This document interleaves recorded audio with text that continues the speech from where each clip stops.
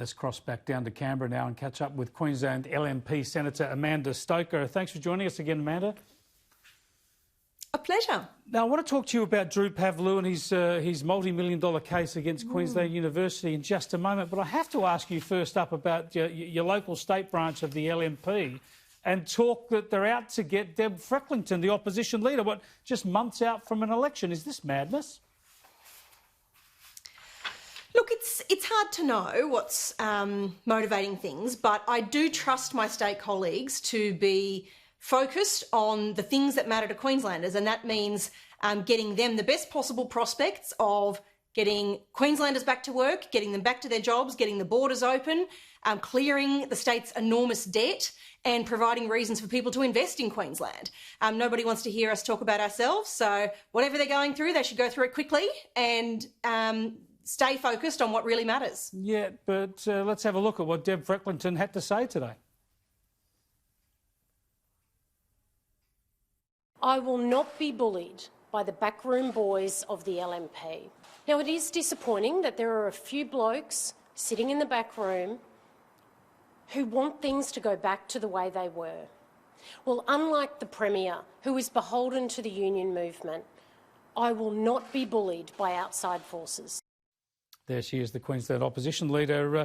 Senator Stoker, I mean, you're right. They need to focus on winning the election and talking about what Queenslanders are interested in. But there she is, having to call out blokes in her own party looking to undercut her.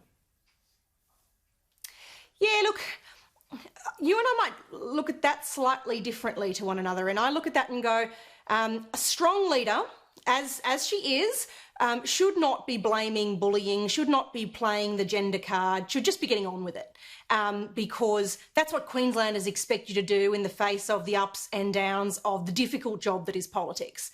The answer to this is to go hard, to work hard, to perform. And that's what Queenslanders are looking for, and that's what my state colleagues need to do. So is Ms Frecklington showing weakness? Well, I don't ever endorse playing of the gender card. So if I were making a statement of that kind, I wouldn't be playing it that way, but it's a matter for her. And I think the right thing to do is to focus on what matters, and that is Queenslanders. So even in defending her leadership today, you're saying that she's weakened her position publicly? Look, yeah, I think it is...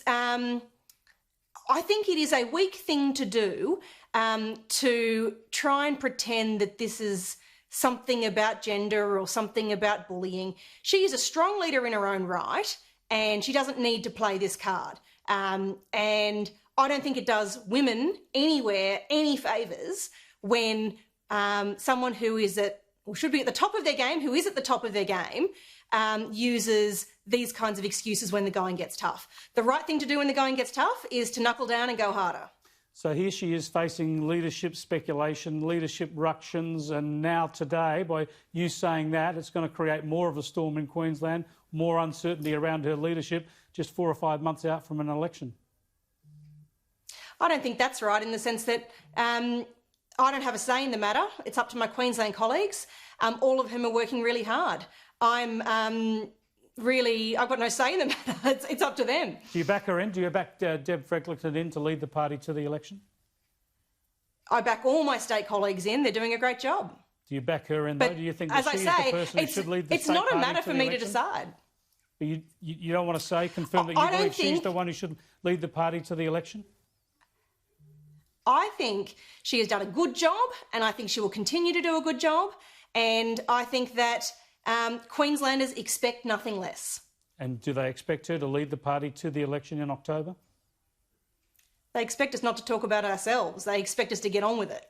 But like all of her colleagues in the parliamentary team, they are working hard, they are focused on the right things.